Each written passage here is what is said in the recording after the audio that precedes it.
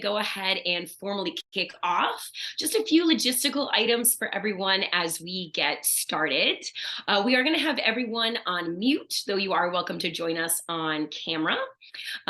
We will start our conversation initially just between Saraounia and I, but we have Eleanor Felton on the call as well. Give a wave to Eleanor. Eleanor is our marketing and events coordinator, and she can assist you with any tech issues if you need to drop them into the chat. And we would also like to ask that if you have questions throughout, please do drop them into the chat. If I can incorporate your questions real time into the conversation, I'll do so. Otherwise, we'll hold the questions for our intentional Q&A period at the end of the conversation. But we are looking for that real-time engagement in the chat. We're also going to use some polling to get a sense of kind of our audience perception of what we are sharing as well. So that's a little bit about logistically how we're going to run. I'd formally like to welcome you to Expand Your How, why Scrum as a project management technique delivers more sustainable, demand-driven solutions. So my name is Michelle Reisinger. I am the founder and CEO of Rising Solutions. We are a innovation strategy, human-centered design, and professional facilitation, small women-owned business based in Washington, D.C.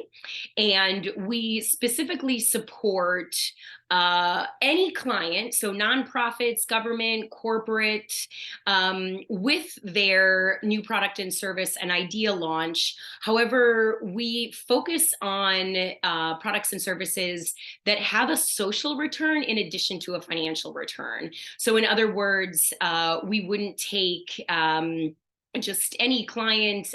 We want to make sure that we're working with clients who are asking about a social and a financial return. And part of the reason that we were interested in this particular topic is oftentimes we're hired by clients who want to improve their innovation outputs. And oftentimes they realize that they are somewhat rigid and inflexible and can't adapt quickly. And that's an inhibitor to their innovation efforts. And a lot of times what we see is that they're using primarily a waterfall linear approach to project implementation, and they can't pivot as quickly. They're not quite as agile. And so they're looking for innovations to solve their problems. And at the same time, they're driven by an infrastructure and an ecosystem that is incredibly linear. And at the same time, we see them trying to kind of predict what will happen in projects, but they're also working in complex, unpredictable environments. And so there's not only this impracticality, but it's also a bit irrational as well. They're seeking creativity and innovation and agility, but they're constrained to an environment that's very linear and rigid. And what we've seen is that companies who practice agile methodologies like Scrum, like design thinking, like Lean, tend to have greater psychological safety, and therefore they have stronger creative cultures, which leads to the ultimate innovation outcomes that they desire. So we wanted to bring in our dear friend Saraounia, who is, I've known Saraounia for many years. She is a former colleague of mine, in fact, but now she is an inclusive engineer. She is an agile consultant. She is a Scrum coach, and she focuses on capacity development and organizational system strengthening. And so we figured she would be the perfect person to help us understand a little bit more about Agile and Scrum in the social sector. Additionally, Saraounia sort of calls herself an inclusive engineer, which is a term that I love. And she focuses on representative diversity and the intersectional adaptation of program teams. And so she has this really interesting organizational development component in addition to her many other qualifications. She has about 13 years of experience working in international development and humanitarian aid, 16 years living across Africa. So she has extensive development, international and nonprofit experience. And she really specializes in GESI, Scrum frameworks, capacity development, community mobilization, system strengthening. And she really kind of brings that agile lens to all that she does. So we're very lucky to have Saraounia with us here today. Saraounia, welcome. And I would like to kind of kick it over to you. First of all, is there anything else you would like to add from your extremely accomplished biography before we dive into Scrum? Sure. And I'd just like to echo Michelle and welcome everybody to this session. Good morning, good afternoon, good evening, depending on where you are in the world. I am all of these things on the piece of paper, but I am also just a former development person looking for solutions to a lot of the things that I used to complain about. What Michelle didn't add is that before I became a Scrum person and an Agile consultant, I played Jaded 8 a lot. I spent a lot of time going to happy hour, talking to people in bathrooms, on planes, really frustrated by what I viewed as the challenges of the international development and humanitarian aid sector to operate at a place of the intersection of effectiveness and efficiency, maybe to throw in some inclusion in there. And so I kind of moved over to the space of Agile as a development person looking for solutions. And I just haven't left because I'm finding that this framework has supported the kind of development, the kind of inclusive development I want to see. And I just want to make this super clear for folks on the call. I come to the world of Agile and Scrum not from an IT or software development lifecycle background, but from a capacity building, capacity development, and system strengthening background. So we will touch a little bit if there are questions on software development lifecycle and things like SAFe and other IT frameworks, but predominantly the focus on Scrum will not be for the IT sense, but how we can use it as a more effective project management tool to facilitate greater business or organizational agility. Well said. And I'm really glad that you clarified that as well for our audience, because I think we have a variety of different interests on the call as well. And on that note, we're going to kick off with our first poll. So audience, here's an opportunity for you to weigh in. We would like to know who is using Agile. Are you an expert? We're testing it. I'm still learning, or I am totally new.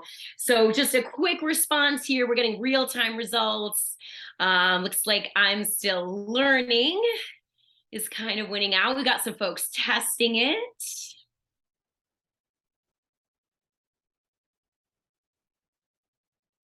Beautiful. Great. All Well, right. I don't have to lady-splain too much about Scrum. I was worried a little bit yesterday. I was saying to Michelle, I want to make sure that we're able to place set so we're all in the same space around our understanding of Agile as we go into Scrum. But I also don't want to bore folks who are already kind of sensitized to Agile writ large, and so we can dive straight into Scrum in that case. And for the few folks who are still testing it, we're going to focus specifically on the Scrum framework. And to that point, Saraounia, I was just going to say, when you kick off this initial conversation, what's the difference between Agile and Scrum? And tell us a bit about Scrum's history. Sure. So Scrum is one Agile framework. Agile itself is actually exactly what it sounds like, agility, the attempt to try to move faster. So Agile essentially is a process or a group of frameworks where businesses, enterprise, or organizations use the foundation of lean manufacturing to be more efficient with their delivery. And so where Scrum comes in is Scrum is actually, and I think, Eleanor, there may be another slide that has decision-making. It's a lightweight decision-making framework. Or this may be the only slide I should. I think this is the one you sent us. No worries, no worries. But so essentially, Scrum differs from Agile only in the sense that Agile is the larger umbrella. You have things such as SAFe, which is Scaled Agile Framework. You have Kanban. You have a whole bunch of schools. However, Scrum, for my experience as an international development person, is the most lightweight of these frameworks. And essentially, it's a decision-making framework, and it's also a process management framework. The Scrum has what we refer to as the 3-5-3. There are only 3 roles, and those roles are focused not on responsibilities or job titles, but on accountabilities. What are people accountable for? We have our product owner. That essentially is our person who is in charge of prioritization, decision-making. They're the person that often interfaces with the customer. In other spaces, and particularly in the development space, that oftentimes is a project manager, for example. The Scrum Master, who's our second, so we could say that the product owner, the first role, is our prioritization product person. The Scrum Master is our process person. They're the person who makes sure that all of the cats stay in the bag. They corral folks, they make sure that there is a process. They're a leader who serves, and they're the person who really ensures that the team is constantly iterating and focusing on continuous improvement and learning. And then they're the developers. And for the software folks in the room, I don't mean it as a developer in the context of software, but a developer is simply the person who is doing the work. And so that's the person who has the knowledge, the capabilities, the capacity, or what we refer to in Scrum, the T-shape. They have a depth of knowledge and they have a breadth of knowledge. We want people on our teams who are fit for function, folks who drive value. So in Scrum, we don't have project managers. I don't even really have a boss. I have a product owner, the person who sets the vision and goals for our team. I have a Scrum Master who's the person who makes sure I do my timesheet regularly, but also chases down other services within my company for me, so that way I'm able to focus and do work. And the developers are the people around me who, when I need support, will come in and help me. I don't need, in Scrum, there is no individual work. There is only the team's work. So that takes me to the other side of this, the three artifacts that we have. We have our product backlog that we can look at as our annual work plan. Everything that's in the kitchen sink, all of the things we need to work on, our vision, our priorities.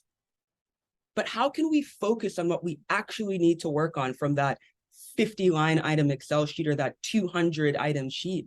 We create what we call a sprint backlog. For that short period of time, 2 weeks, 3 weeks, 1 month, what are we working on specifically that we're focusing on? That's our goal. We know what our capacity is, who's on vacation, what skills do we have? What is the known work? And finally, we have in Scrum what we call the product increment. But for normal people, we just call that a deliverable. The thing that you have been working on from your sprint or the period of time in which you have dedicated or committed to completing that period of work. So that's 3 and 3. Those 3 and 3s happen with our 5 events. We have the sprint. The sprint is simply the time period in which you've committed to complete a piece of work. If you've told somebody, I'm going to get you something in 2 weeks, that is the length of your sprint. In Scrum, we like to think about trust as an equation. Trust equals commitment plus delivery. If you commit to something and it's delivered on, I will trust you. And for the managers in this room, that doesn't mean what you've committed your developers or your staff to, what the people who are doing the work have committed to. We have deliberate sprint planning. We meet once a week on my team to figure out, what are we working on this week? What is the value? What does the customer want? What does the client, the partner, the beneficiary need? We talk about our daily Scrum. We meet for 15 minutes every day to talk about our plan. We have backlog refinement, where we go back in the middle of our sprint and say, all the things that we thought we were going to work on this week, are they still relevant? Are we being interrupted? Are we being pulled here? Let's refocus, let's pivot, let's adapt. We have our sprint review where we show our customer, our stakeholder, our partner, here's what we've come up with. This is what we've been working on. It doesn't have to be done. It doesn't have to be the perfect thing we're going to send to USAID. But here's what we're thinking, right? Kind of like an RFI before we get to the RFA stage for the proposal heads in the room. And finally, we have our retrospective, the event that wraps it all together. We reflect on our process. How can we do better? What can we learn? We come up with a Kaizen. So if there are two really important events that happen in Scrum, that is our sprint review, where we show our customer, our partners, our beneficiaries, here's what we're creating with you, for you. What do you think? How can we improve it? That's the product side. And the retrospective is where we come back as a team and reflect, how did we feel about the process? I didn't like how you talked to me. I didn't like how you didn't get back to me for 4 days, so I had to chase you down. All of these things, so we have continuous learning for the next time we start a sprint. We are going to deliberately create a Kaizen or a process improvement that we are going to work to. And over the course of a year, we track and catalog all of our process improvements and see what trends we can have and adopt them as our cadence. So before I get yanked off, because I know I'm talking a lot, this is Scrum. And at the end of this, we'll share the Scrum guide and other things. Please reach out to me. I realize that one graphic does not do justice, but I really want to make sure we have a more robust conversation. But if you're working in a waterfall way right now, and you're finding yourself frustrated by the amount of bureaucracy, the amount of tape, the amount of signatures you have to get through, or simply the fact that your boss or your director or USAID has 20 different priorities When the word priority comes from the Latin a priori and there can only be one, this framework supports you in being able to use empiricism to prioritize things in terms of the order you do them and make that visible to the folks who are dependent, partners, donors, etc. Okay, so Saraounia, I feel like you might have just blown some minds there. Sorry. That is not exactly how we operate in the social sector, the nonprofit sector. And I'm sure Lauren and Lynn and others on the call who are working in the nonprofit space, Polly, we're listening to that and we're thinking to ourselves, that does not sound like our norm. So I do want to talk a little bit about why we don't see more Scrum adoption in the social sector. Why is it so challenging in the social sector? Why do we primarily see more waterfall, more linear project management approaches? I think most of us who are in the social sector would agree that the method of working that you just described would be very unusual to find commonly on a team. So what are you seeing about Scrum adoption in the social sector? Where do I start? So look at the copious reasons why it hasn't been adopted in the sector. I mean, I think the first thing, simply people think it's a private sector thing, or they think it's only an IT thing. So it has nothing to do with project management. I am a gender person, or as I recently worked with a team last summer, we work on proposals. That we have deadlines, we have donors. There's no way that this framework is for us. So I think first and foremost, there's a mindset shift that because things happen in the private sector, there's no application for them in the international development, social sector, or public sector. But I like to challenge that with the idea of, yes, private sector focuses on having revenue as their bottom line, and they're constantly innovating and making change. What if we as the development sector swapped out revenue for social impact as our bottom line, and we worked as diligently and as dogmatically as private sector chasing dollar signs? I think one of the biggest reasons, I have four, so each one will be the biggest, I suppose. Bureaucracy. Simply, people think it's too big. How can we shift, the United Nations? How can we shift my organizations of 200 people? How can I shift my DC office of 20 people? We all work in this way. It's too hard. And to that, I say, have you tried? Scrum itself as a framework is different from waterfall and different from other agile frameworks because it doesn't change your what. It simply hopes to assist you in doing a more effective job at achieving your how. If you have 30 meetings a week where people don't send agendas and you show up there because you feel you have to, in Scrum, you only have meetings where you're able to drive outcomes of value. The theory of change shifts from outputs, outcomes, impact, to what if we start from impact? Let's figure out what outcomes we need and decompose that to figure out what outputs, what team, what resources, which people need to be there. So my first thing is it's a shift in mindset that's needed. The second challenge I feel is around command and control or a lack of trust. And as I mentioned earlier, trust for us in Scrum or in Agile is commitment plus delivery equals trust.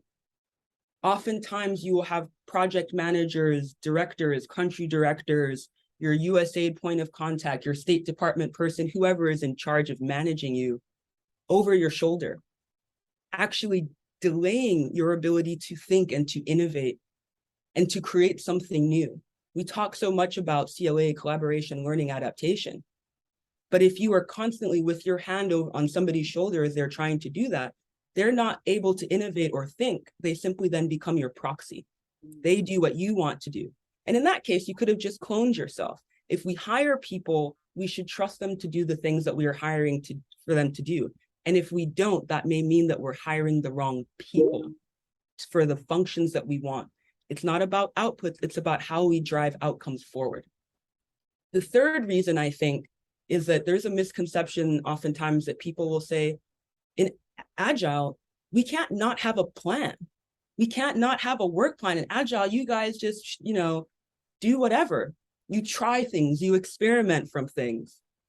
However, I think it was Muhammad Ali who said, and forgive me for using somewhat violent language, everyone has a plan until they get hit in the face. COVID-19 and the pandemic, I think, was that hit in the face for the international development and humanitarian aid sectors. Having a 5-year work plan that is set in stone does not account for the realities that you face in the places where you work, in the places you live, and your partners and communities do the same. How can we support people to engage in frameworks that support them in being able to, as they say in one of my favorite movies, duck, dodge, dip, and dive, right? And ultimately being able to absorb whatever shocks that do happen. So the idea in Agile is, we're not saying don't have a plan, let's have a roadmap. Because in that roadmap, we are the co-pilots, we are the shared drivers in this example. And if any point in time we need to pivot or go down a sideway because there's been a disaster on the main road, we have the flexibility to do that. And the trust in your leadership to keep following the right path. And the trust in your leadership, exactly. And then finally, something that I've heard, which I find is kind of condescending and will bring us to our kind of discussion on localization at the end. Yeah. I think I had one person say to me, the local partner just won't understand. It's too complicated. Like, we're in New York and we don't even get it. And my response to that person was, do you know that before there was Venmo or Cash App, there was M-Pesa, mobile money, happening in East Africa and places like the Kingdom of Eswatini? Don't worry about whether the local partner will get technological change. They will likely get it before we do. And more than that, are we doing folks a disservice by supporting them as capacity builders, project managers, et cetera, to learn about project management tools that were relevant in the 90s and the 2000s? So that way we can always be the ones in the know. But how can we shift that dynamic from capacity building to true capacity sharing? We're learning this new technique, this new project management tool that is inclusive, that everybody has a voice in the room. Everybody shares their opinion in a retrospective. Everybody can speak during the daily. Everybody has a voice in planning the work. Don't you think that your local implementing partners or the communities you work with would like to be able to manage projects in that way? And in reality, given the fact that in most of those spaces, people actually like talking to each other. In DC, I barely answer phone calls. Text me and I'll call you back, but I rarely ever answer the phone. So in my mind, when we think about leveraging local systems, agility and Scrum in particular is a natural and intrinsic way of working and collaborating with other people. And for me, ensuring that you implement SOUL, which is sensitivity, openness, understanding, and listening, whether it be with the person who's giving you money, the person you're creating the deliverable for, or the person who you are working with to deliver that. So I would say those are 4 major reasons that I've come up against in terms of challenges of Scrum and agility in general, showing up in most spaces. I think later we'll talk a little bit about some examples where we have seen agile. But unfortunately, the trend that I'm seeing is, if you are the UN, if you are Oxfam, if you are Save the Children, you're already doing agile. All your innovation teams are. If you are a smaller INGO, a contractor, you have not yet been invited to that table. But in the very foreseeable future, and we'll get to that later, you will be expected to be able to have that language and be able to operate in that kind of way. Wow, Saraounia, so much to unpack there. Audience, we are going to return to some of what Saraounia just shared, because I think there's just a lot of implications around whether or not a waterfall approach, a more linear project management approach, is actually inhibiting our ability to have the impact that we say we want in the social sector. But first, audience, we're going to do our second poll because we want to see and learn from your experience in terms of what have you seen in your work that inhibits or prohibits a more agile project management style. So the main obstacles that you've experienced when using an agile approach like Scrum, it doesn't even have to be a formal effort to be more to use Scrum or one of the agile frameworks. We're just literally asking, what are those main obstacles to being more agile in your work experience? Is it project design, donor restrictions, lack of understanding of the benefits, lack of capacity to implement well, fear of ambiguity, fear of change, lack of creativity. You can choose as many as you like. We're really curious to kind of learn from what you've seen in your experience. What are those primary inhibitors in trying to be more agile in your work? Jeremy, feel free to come off mic and ask your question. What's your question about the poll?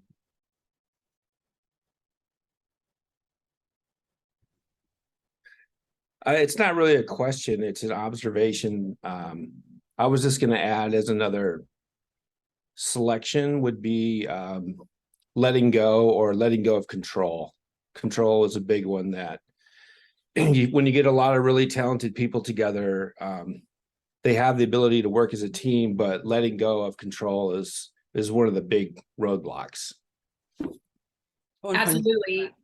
And I think that fear of ambiguity was where the lack of control piece was coming from. But I think lack of or unwillingness to relinquish control is probably the more like blunt way to say it that people can react to. So we're going to go ahead and close the poll there. It looks like project design, lack of understanding of the benefits, lack of capacity to implement well, and fear of change kind of came in as some of our higher ranking scores. Any initial observations there, Saraounia?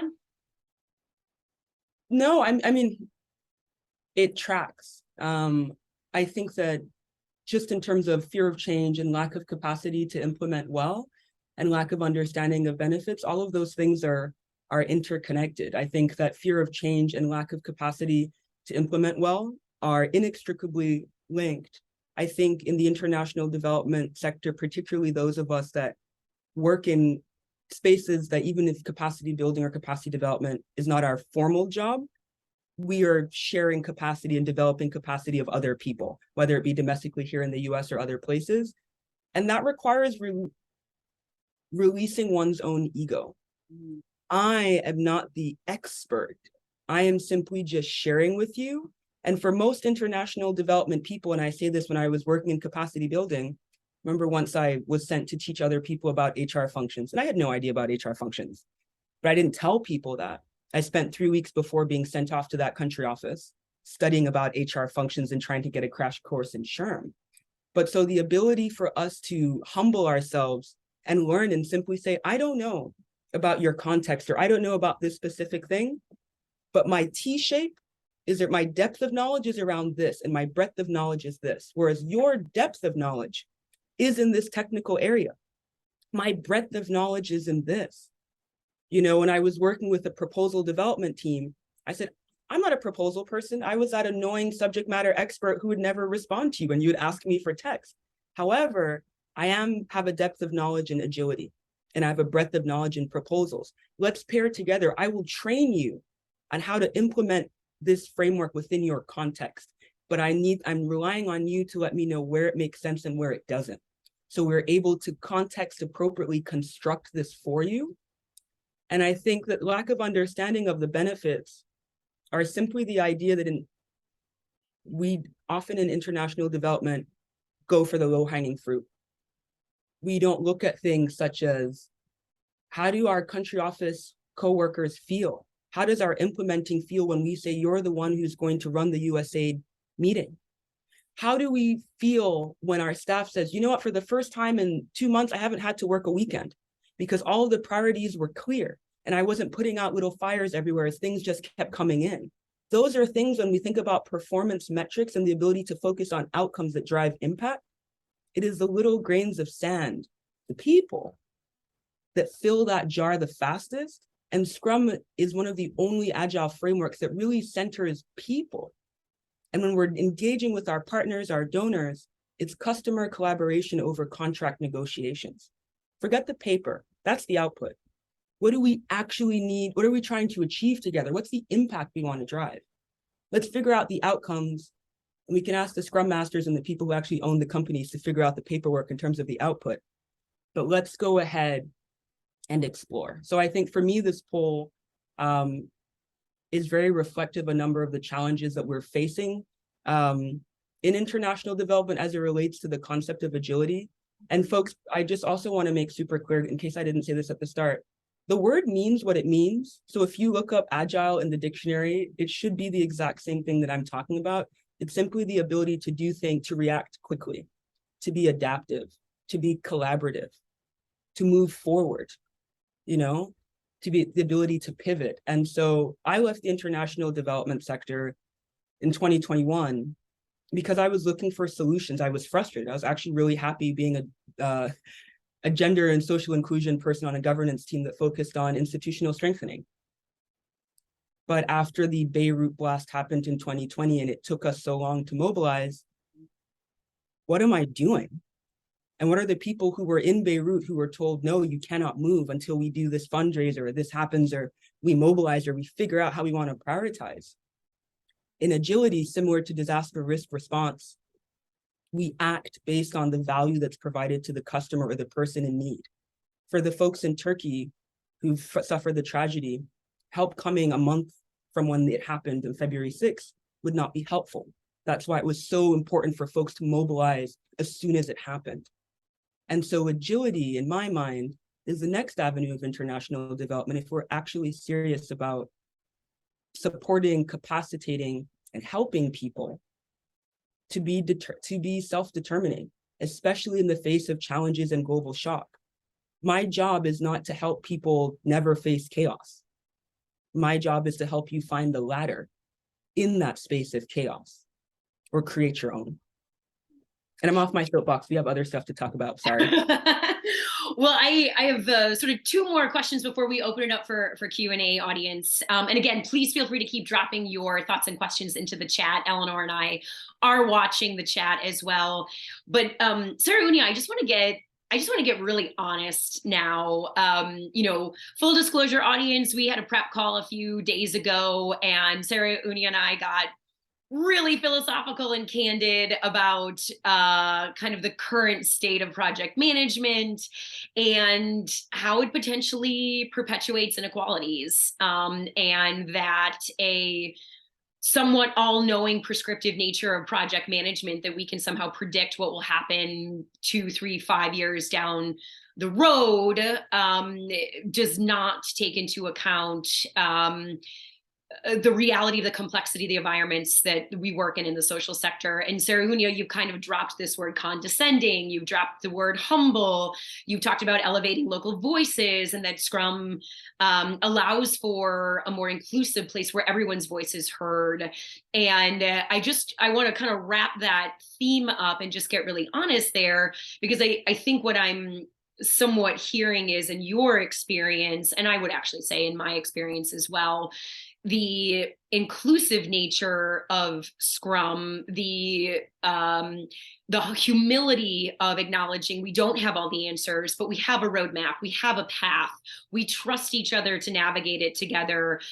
It sounds like the hypothesis is that actually will lead to better outcomes. I think cost saving. I think we shy away from it because of the level of emotional investment that we have to make into a project management tool like Scrum, where you need to show up with trust, you need to show up with humility, and those things are tiring. And sometimes it's easier to just build out a spreadsheet 5 years down the road and say, this is how we're going to do everything, than to show up every day, present, being willing to listen, being willing to be self-aware and self-observant. And I'd love if you could just wrap any last thoughts on that, because I think we've been dancing around it, but I'd love to really just kind of get it out there.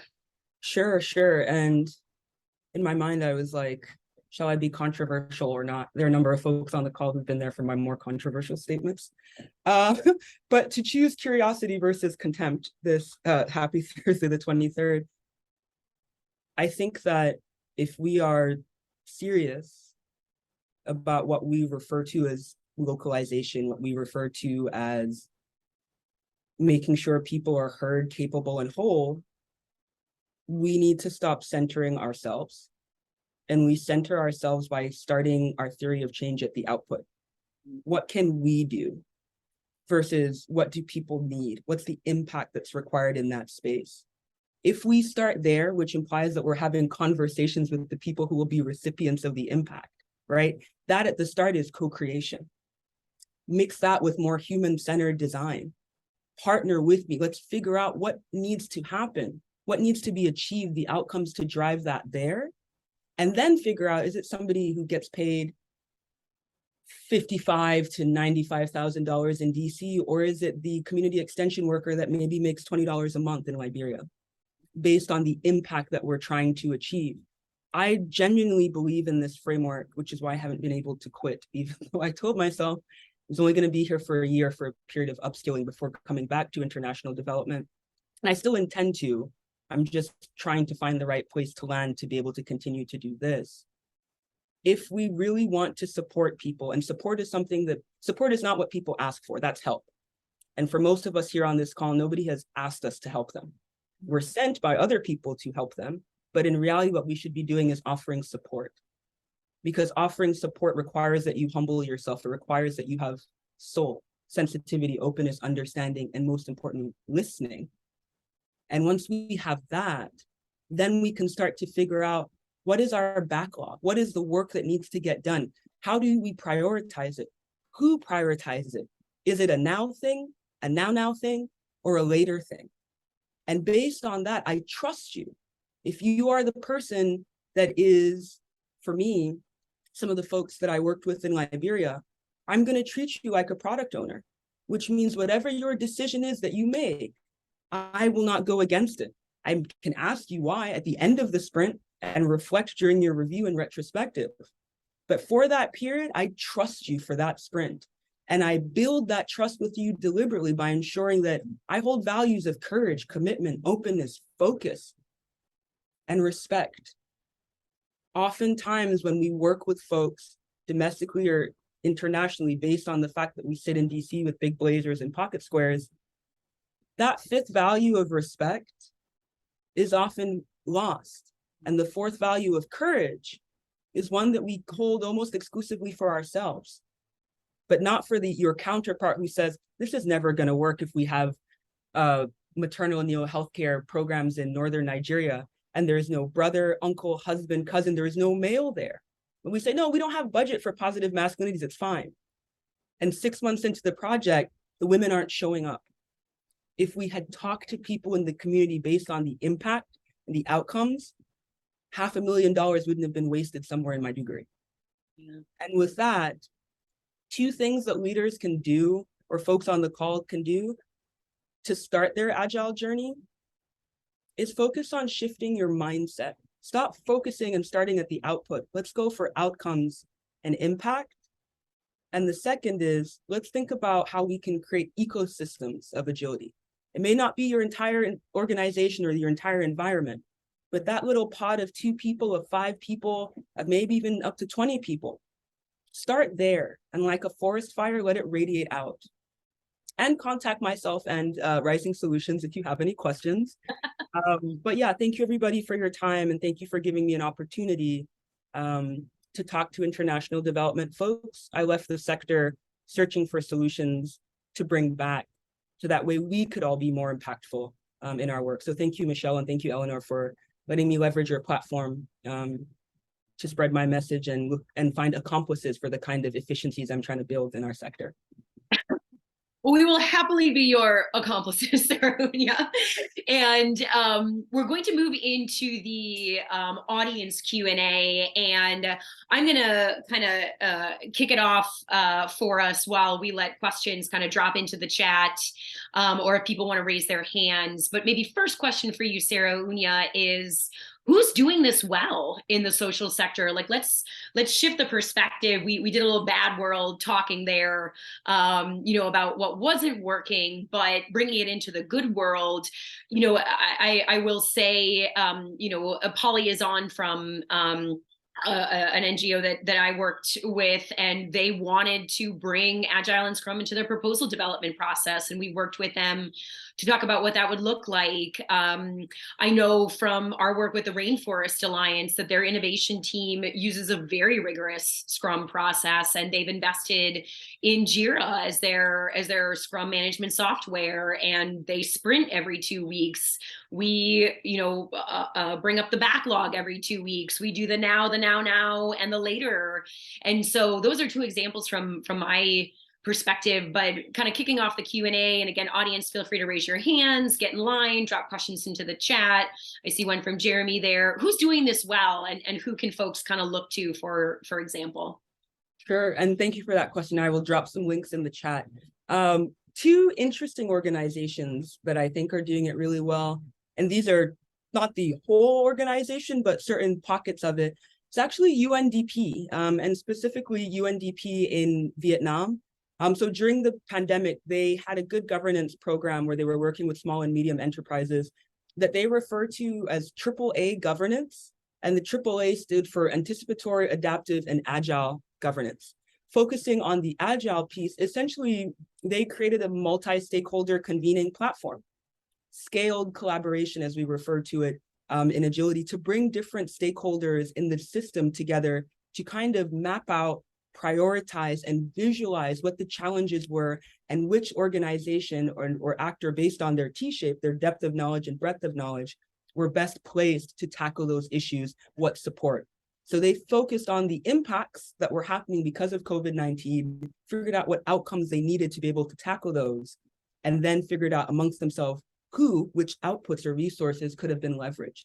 So I will just share that in the chat. And then another really interesting organization is Oxfam.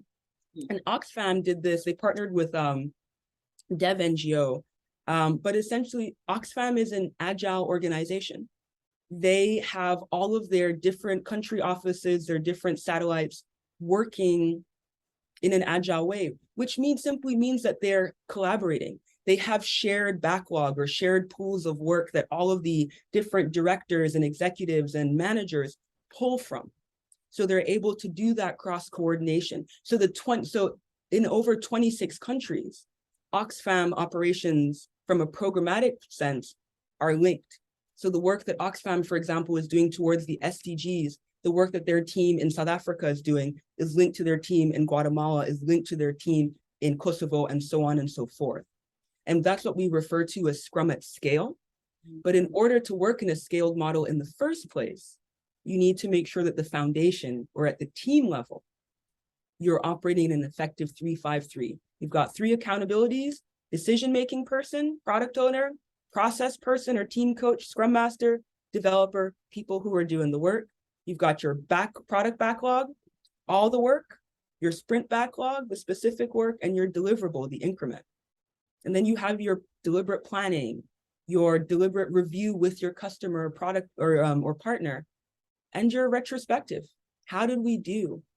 And I think that as much as these organizations do amazing work anyway, the major value that they found, as I share this Oxfam link in the chat, is the review, making sure that you don't have to wait 1 year before finding out you're doing the wrong thing or you're not creating impacts, right? Transparency, inspection, adaptation. #retros. And really that process retrospective of how can we make this better for us so that way we do better. Happy people who have high emotional tanks, or E-tanks as we check in every day, innovate more. They think more, they're less contemptuous, they're open.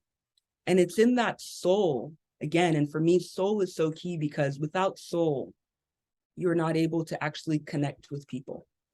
And when you are doing this kind of work, it should not be about you and how people connect with you, but how you can make yourself more accessible to the people that you are trying to support in such a way that ultimately they ask you for help because they see the value that you're bringing to them. Absolutely. Well said.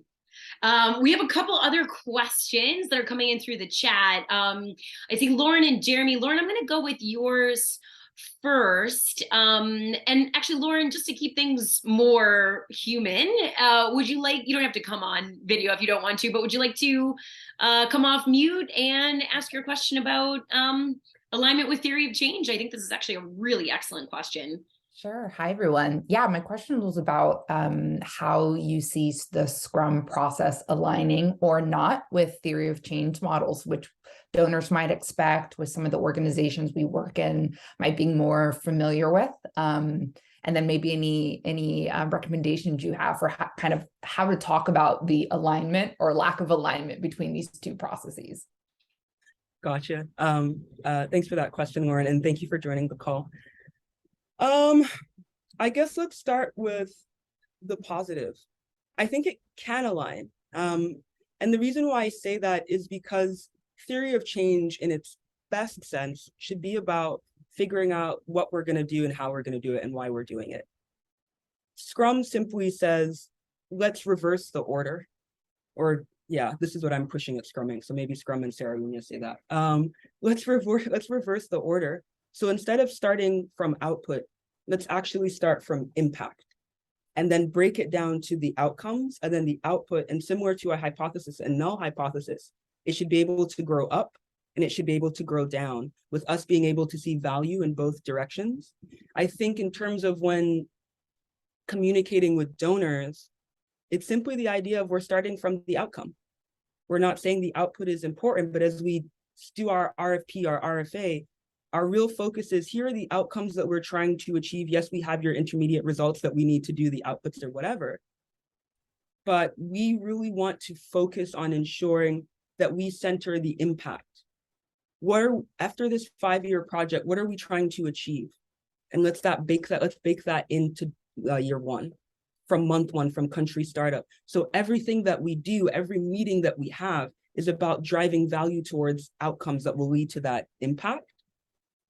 And so for me, I think I want to say the start of the challenges with the general not-for-profit theories of change is that they center the people in the room who are having the conversation first. They center the output. And if somehow, and I don't think that that's necessarily getting rid of the theory of change or theory of action, but it's more so kind of figuring out, we have our what. Are there other ways? And as the person who's not a local partner or a local actor, I don't have that answer, but I would love to facilitate and have conversations to understand, in places like where my mom's from, the Central African Republic, what do they use? In parts of China, what do they use? In Turkey, what do they use? Because that, in reality, there should not be one theory of change or one model that we refer to or that donors refer to. There should be models that are based off of what provides the most value and drives the most impact in those spaces. And maybe I can riff off of that as well. Are you seeing donors who are actually having this conversation? Do you see the donor space changing? We talk about the tail that wags the dog. Are donors kind of shifting their perspective on that, or is it still sort of an uphill battle there? I don't think that anybody that I've actually had a conversation with in supporting them making this pitch to their donors or their funders has had a problem with it. The donors have asked things such as, so there's going to be no plan, there's no work plan. And it's like, there is a work plan, we just keep it in Jira and we refer to it as our backlog. And we only pull things in that we know we can move forward. So that way you're actually able to see on a day-by-day basis the kind of progress towards this initiative that we're making. And once it's been shared to donors, how by focusing on, starting from impact and focusing on outcomes, we're able to save millions of dollars. It's really and I think for Oxfam, that was one of the major things that they found, that they were able to cut certain of their operating costs down to 75% in certain country offices. And you'll see that in the article that I shared, simply because of the fact that they were focusing on driving value and delivery in real time, or that's the lean component of it, versus waiting and preparing for just the right moment, but still having to burn that money, by the end of the quarter or the end of the fiscal year to get a new tranche of funding. Mm-hmm. And I'm just wanting to answer Jeremy's question. I'm actually quite curious, Jeremy, would you mind coming off mic and asking me your question about phone calls and Seoul? And Jeremy has actually 2 questions. He's also curious to hear more about the Beirut experience. But Jeremy, I'll let you navigate this. Just pick one. We've got 6 minutes left, sir. Yeah, thanks. Well, I thought it was interesting. You shared a very small story about not answering the telephone and then people texting first, and then you'll answer the telephone. So to put one word to that, to me, that sounds like permission.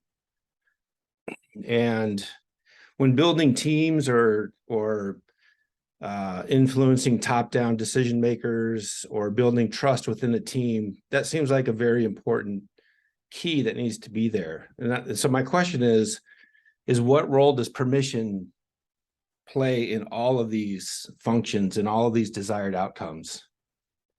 Thank you for that question, and thank you for explicating it further. I would push back, actually, and I wouldn't say it's permission. Permission is a part of it, but it's more so boundaries. And so soul for me, sensitivity, openness, understanding, listening, I shared with my team how I work best in a document that we'll refer to as our team working agreement. As Saraounia, I don't go by Sarah. Also, if it's the first time that you're talking to me in the day and you don't say, hi, SMB, and you just say, I need this, I will not get back to you quickly. Because from a cultural perspective, as a person who grew up in sub-Saharan Africa, it's important to acknowledge my humanity before we start doing work. So I set very clear boundaries with my team of, I grew up in a household where you didn't call people after 7 p.m. because they were having dinner. At 29, I still don't call people after 7 p.m. I don't randomly call people on weekends from a work or professional setting. So my team understands that how the soil that I grow best in is one where I have these boundaries. So that helps to reduce the amount of conflict we have and helps to increase the trust we have, because I've been open and vulnerable enough to trust you all and have the psychological safety to say, I am that person. I know it's a bit weird and I know it's type A, but if you don't greet me the first time you talk to me in the day, I will deprioritize you for the person who has taken the time to acknowledge my humanity. We used to have conflicts on that on our team, and my Scrum Master was like, we need to put this in a team working agreement. How does everybody best like to be communicated with? Slack, cell phone, text. Some people say, I don't check my email or Slack. If you need something, call me. Other people say, text me. And so based on being able to build those boundaries, we work better as a team because we're all sensitive to what the other people want. We're all open about it. We all do our best to understand that it's not about us. It's about finding a common space with the other person so we're able to drive value together. And it's about listening and not waiting to rebut them and say, well, you know, I actually can't say Saraounia, so I'm just going to call you Sarah. And I'm like, every time you call me Sarah, I'm not going to answer.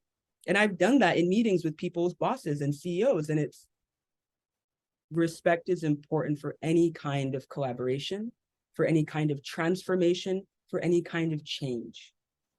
Without soul and the values that I mentioned earlier, I don't think that Scrum is an effective framework. And I don't think that agility without those things, just given the high octane nature of it and the transparent nature of it, would be possible.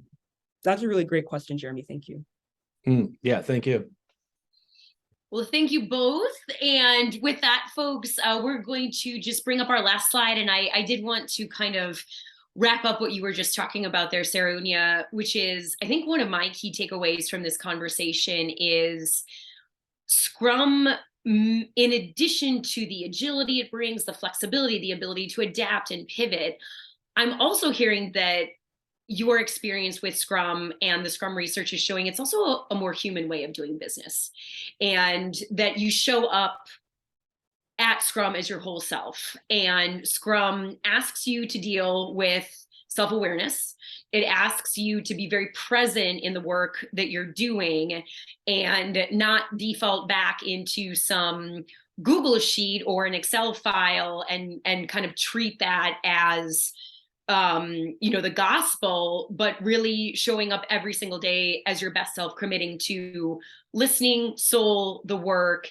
And I think from our perspective at Rising Solutions as an innovation strategy firm, in our experience, that psychological safety, that trust, that vulnerability, that leads to the innovation outcomes that our clients want. So in a perfect way, this actually wraps up why we wanted to kind of showcase Scrum and Agile to begin with, because that humanness, that showing up as your whole self, as your best self at work, I think we believe will transform the workplace in the future.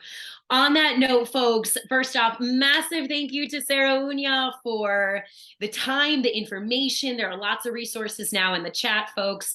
Saraounia has also provided her contact information here at the bottom of this slide. She's very happy for you to reach out with questions. She's happy to do consultations with you, kind of explore where you are in your journey. And then just a little bit from our side as well. So we have some upcoming events. We have a virtual course on March 29th. It is our proprietary RISE framework course. It's all about bringing creativity neuroscience to the office. That's a 90-minute virtual course, and you can sign up with a QR code for our newsletter to get more information about that course. And then we're also presenting that course at the Florida Creativity Conference, March 10th and 12th. If that sounds of interest to you, you can still sign up for that conference to attend in Florida in person in a few weeks. So we hope you enjoyed this session. We periodically do these types of webinars, these types of panels.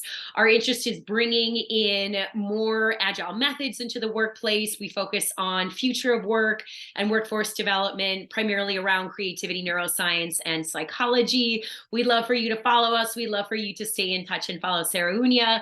Thank you for your time today, everyone. We hope you have a wonderful rest of the day.